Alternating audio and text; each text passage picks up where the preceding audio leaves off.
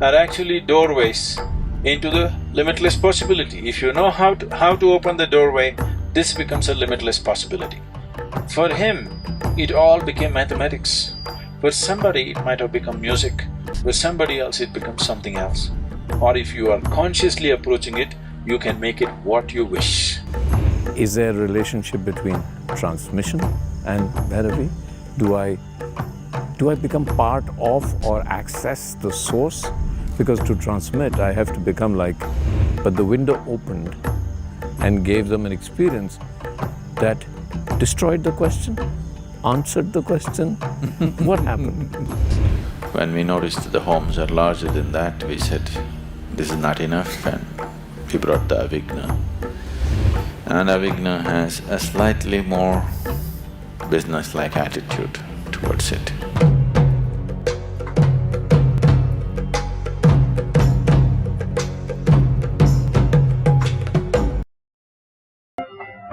That's a very simplistic conclusion, possible. It is a possibility, but not necessarily so.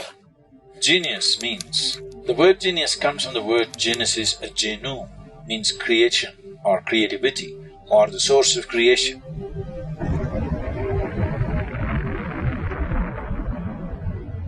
So, a genius means somehow he touched the source of creation, unknowingly or knowingly.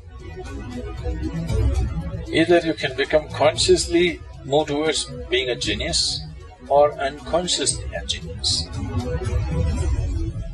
When I say unconsciously becoming a genius, you can say a Beethoven. He's an unconscious genius, he doesn't know why he's a musician, but he is deaf of hearing, but still music flows because you don't become a musician because you have a great voice, because you have a great sense of hearing. That's how you become a musician. So somebody who cannot even hear becomes a musician. This is an unconscious genius. Maybe because he could not hear the normal sounds, he paid attention to something else.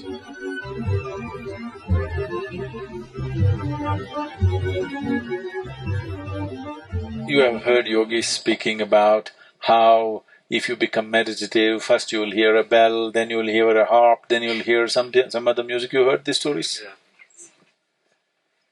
So, because everything was… he's tone deaf, he cannot hear any external sound, maybe he started listening to something else and sounds formed themselves into whatever, became a great musician.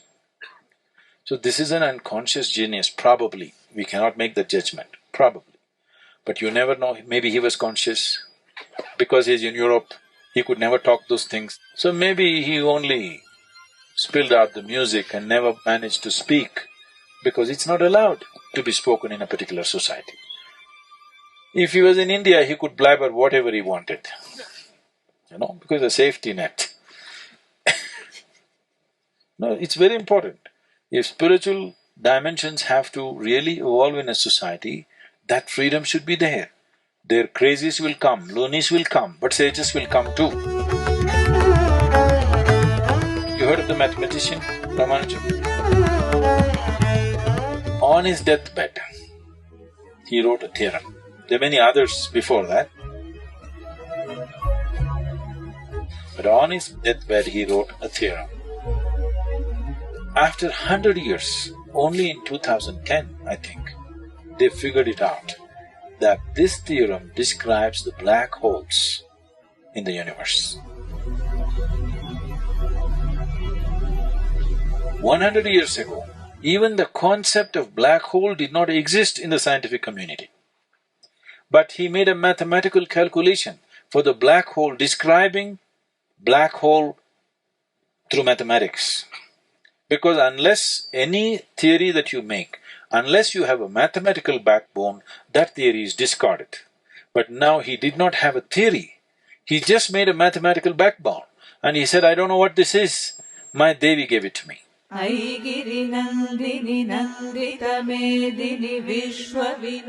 Like in yoga center we have a Linga Bhairavi, like this sun deity consecrated window into the creation.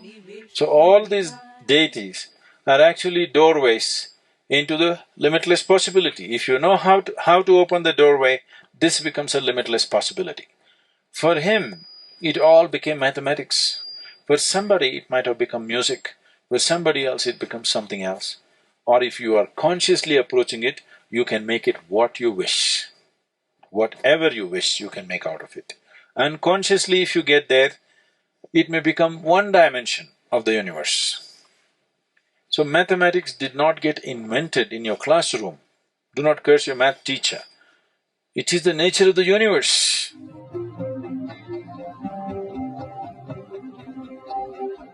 This is the only way the nature of the universe can be translated into human experience, and one of the reasonably efficient ways to do this is mathematics.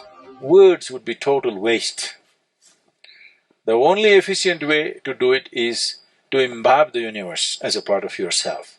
That's what yoga means. Yoga means it's become one. Everything is in union.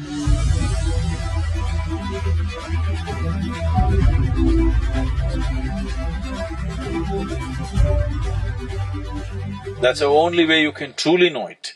Mathematics is a reasonably good way to interpret it. So, a genius might have happened due to many reasons, but it is not necessarily that in his previous life Ramanujam was a mathematician, or Beethoven was a musician, not necessary. There might have been something else. Definitely they were something of some consequence, okay? Definitely they were of some evolution of state within themselves. That might have manifested as music or math or something else in this life, but it is not necessary that they must have been musicians or mathematicians.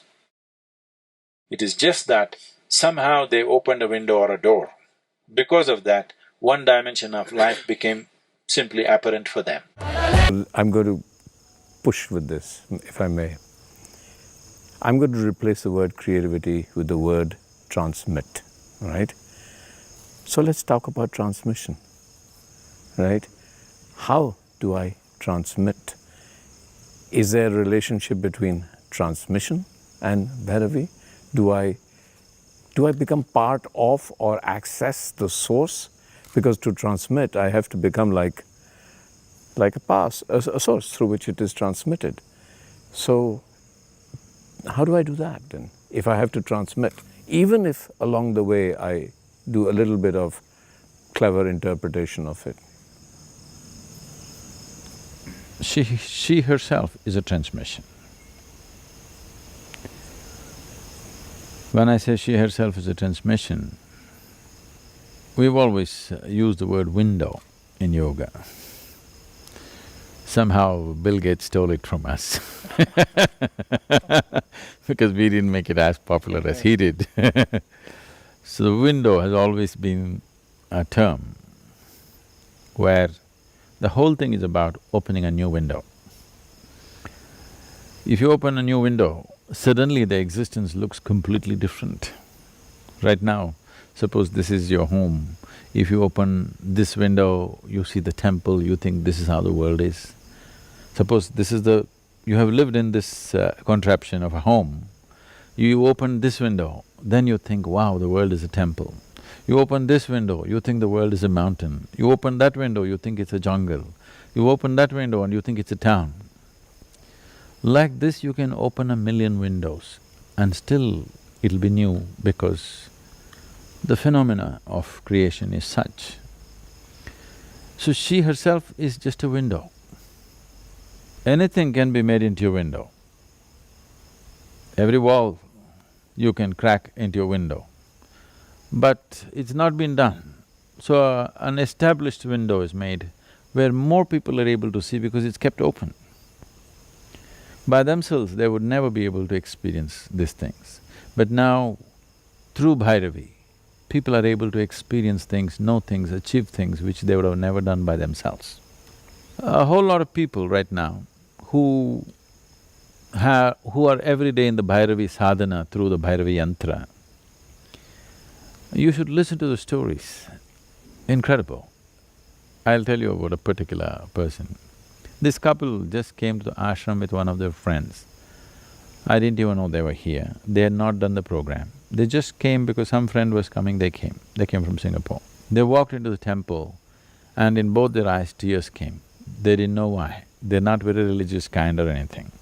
They're a very modern couple. So both of them came, they took the yantra home. Their lives changed. They're very successful people. But his whole business, and that's his creativity. He created a new business. He's not like a second generation or something, he's first generation. And he did not start very beginning, he was in the armed forces. And somewhere along the way, he kind of took a voluntary retirement and started a business and built it very big, international, really a few $100 million business he built. And this accelerated like anything. He's suddenly able to communicate with people, do things with people, and the business expanded in a big way.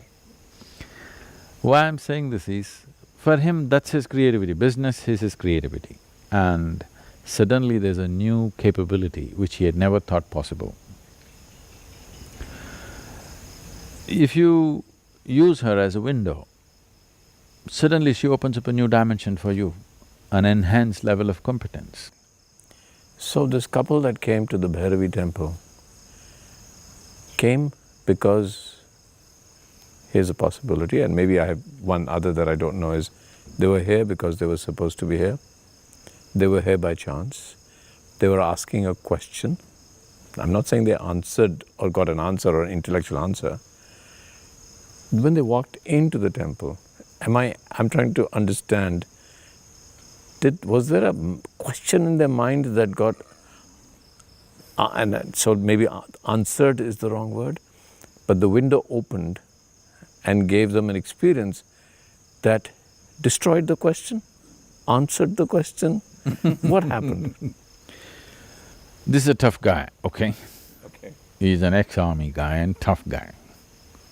So for him, without any reason, when he walked in, tears came. Yeah.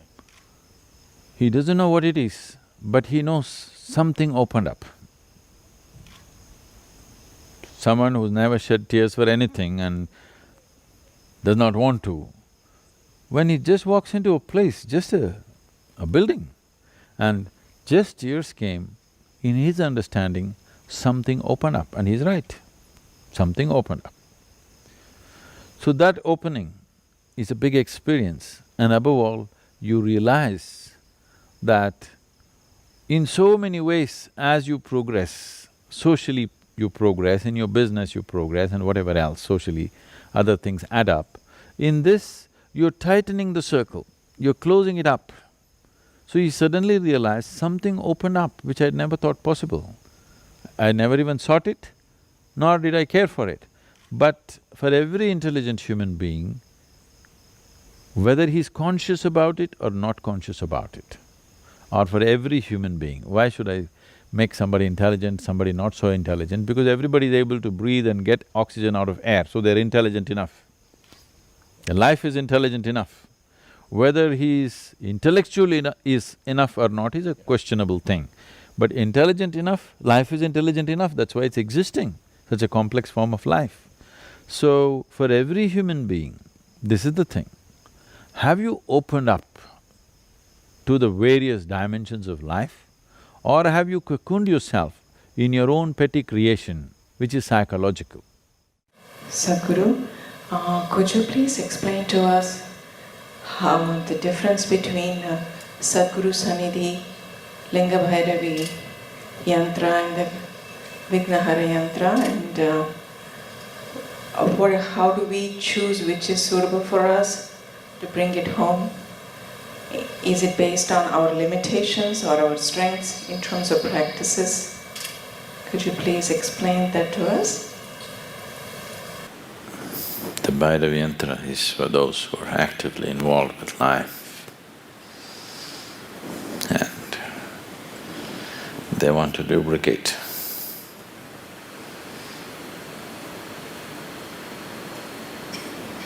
They have many things to do in the world. They want to do many things in the world. They want to lubricate their actions with the grace of the Devi. People who are actively involved in businesses, careers, family, life,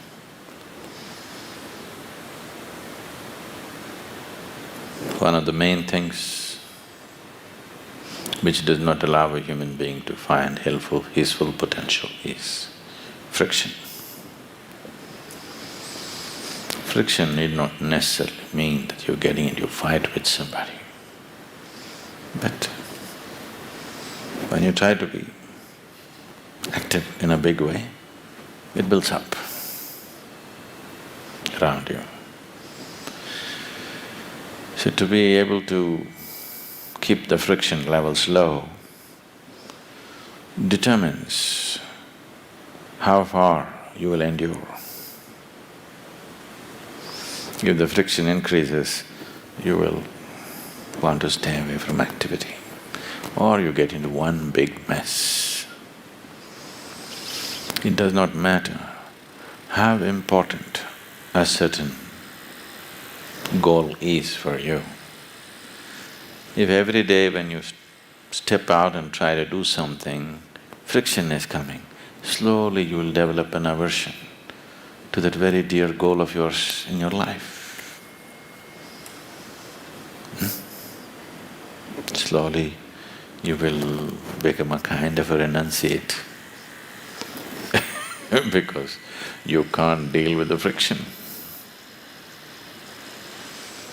Most human beings, I would say 80% of the human beings have hugely curtailed the possibility of what they could do in their lives simply because they cannot deal with the friction that they naturally generate when they get briskly into activity.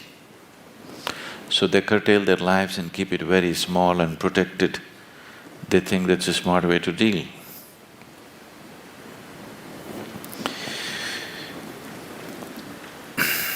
It's not a very smart way to deal because instead of bringing lubrication, you're keeping the engine off. That's not a good thing. If your engine is making funny noises, what it needs is lubrication, not to be kept in the garage forever. And the very purpose of why it is here is lost. So Devi and all the forms, different types of yantras available with regard to Devi is about that, to bring grace in such a way that you can take up things and do things and you still do not get into friction. Her grace will take care of that. We estimated if the homes are anywhere between 2,000 to 2,500 square feet of home, we thought the small yantra would do. When we noticed that the homes are larger than that, we said, this is not enough, and we brought the Avigna.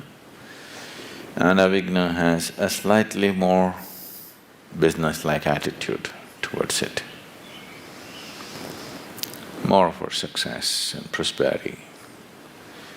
But of course, those who want to make use of it for spiritual processes can always make use of it. That element is always the basic element. The idea is